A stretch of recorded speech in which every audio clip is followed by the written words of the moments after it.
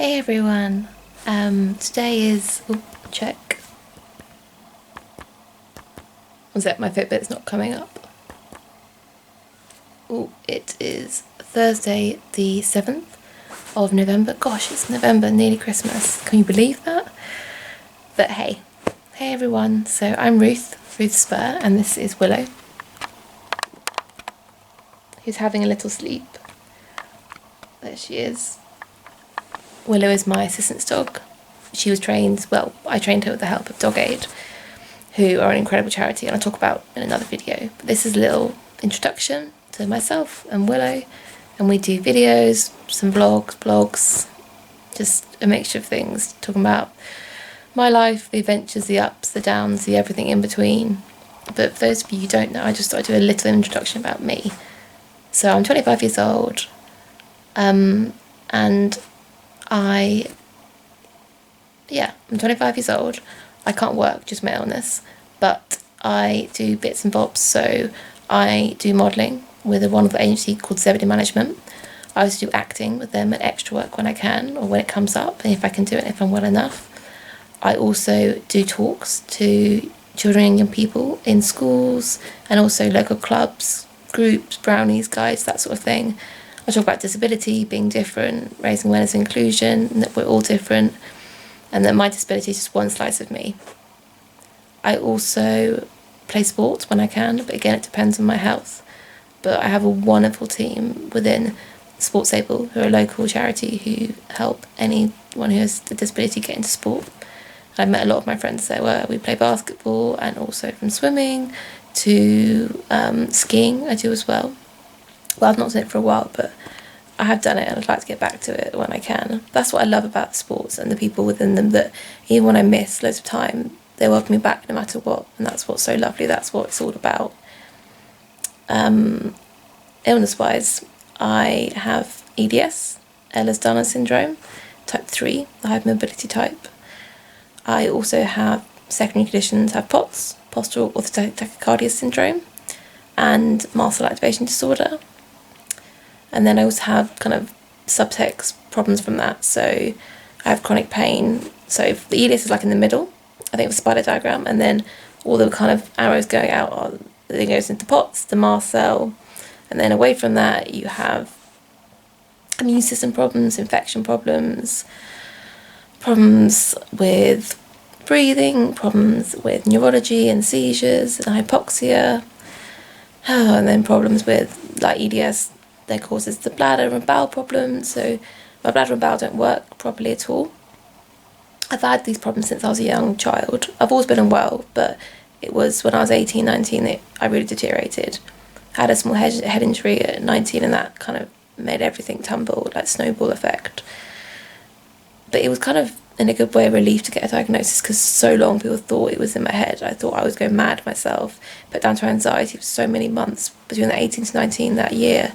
So finally, when there was a diagnosis, you're like, no, you don't have all these individual problems, you're not going mad, you have an actual connective tissue disorder, which is what EDS is.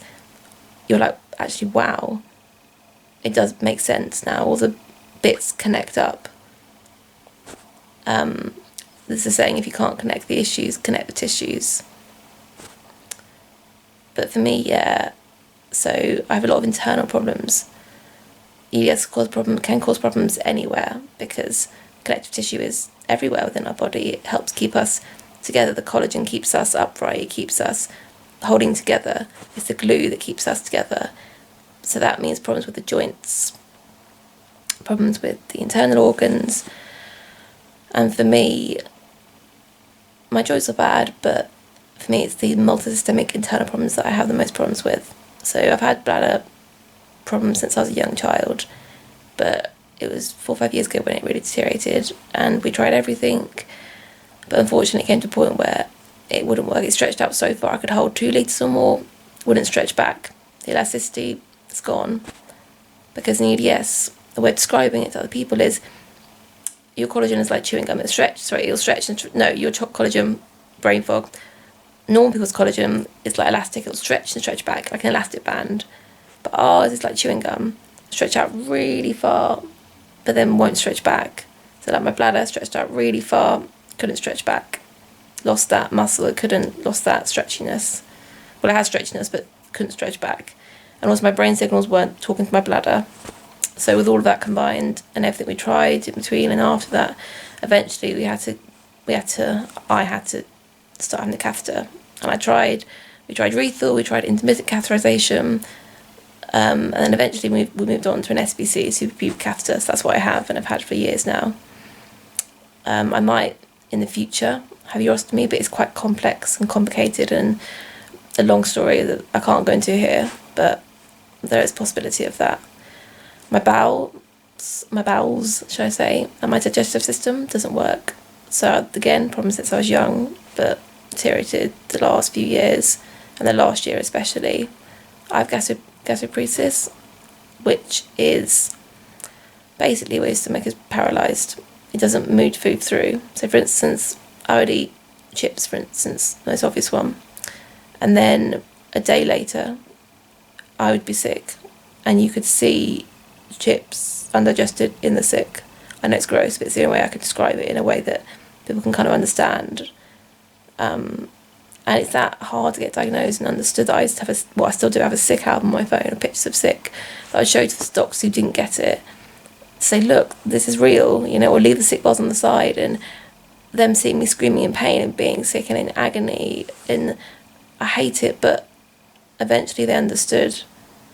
And now I have a really great consultant, a specialist nurse, who are on my side and understand EDS and gastroparesis so well. Unfortunately for me, my stomach doesn't push the food through, so it just sits there and I just end up being sick, really poorly and in lots of pain. So I can't digest anything. And again, we tried so many things, but eventually I've been tube fed on and off over the years. But eventually we had to, again, start tube feeding again. But for me, I need to be tube fed in my small bowel, which is where I have a jejunostomy tube that sits in my jejunum, and I have nutrition straight into there. And then I have a separate tube called a PEG, or gastrostomy tube, which is just for venting and draining. Because for me, even like my own stomach fluids and acids, my body can't cope with, so it drains out my stomach 24/7. As well as if I did swallow anything like liquid, it can drain out.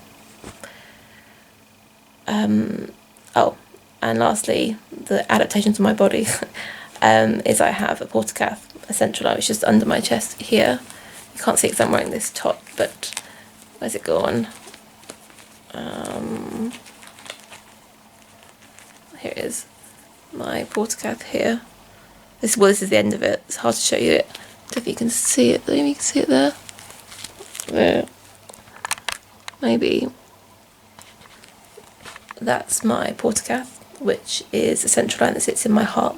So it means that I can have IV medications at home rather than being in hospital, because I have a lot of antibiotics and a lot of IV care. So I spend a lot of time in hospital, and reducing that is really important for infection risk. Being in hospital increases the risk of infection, especially when you've got a low immune system, because I'm on long-term steroids as well. That adds to the risk of immunity and infections and everything like that. But yes, my portacath is brilliant, but it comes with a lot of risks. And I've struggled with my veins over the years, but I've had 11 PICC lines, which are lines that go into your arm here, that tunneled up and sit in your, not tunneled up, they come and sit in your heart, like all central lines sit in the heart, but they can come from different places. The PICC lines, I've had 11 of them. I've killed both capillary veins, which are one of the big veins in your arms that they use to put the PICC lines through. They're gone. Another one, my right arm, the basilica's gone, which is another big vein. So that arm's kaput. And then one basilic, I think at this side, is only 1 centimetre. So only one of the really good radiologists can get it in. And my femoral veins, which is from your groin, and my neck veins are also starting to go. And I spend a lot of time in intensive care over the years due to, normally it's respiratory problems, plus the hypoxic seizures, and unfortunately infection problems and sepsis and septicemia, which I fought a lot.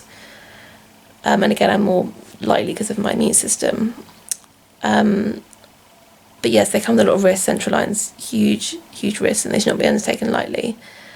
I've had so many over the years. I've had 30 plus central lines just going in and having one put in for that short stay, not permanently, like a short stay.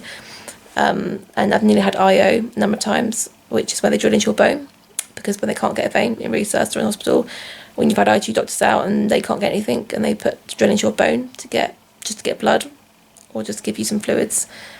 And the problem is, because also of all my other issues, I might need to go on TPN in the future, which is total parental nutrition. I'm not at the minute, thank goodness, but I have been in the past, and we don't know what the future holds.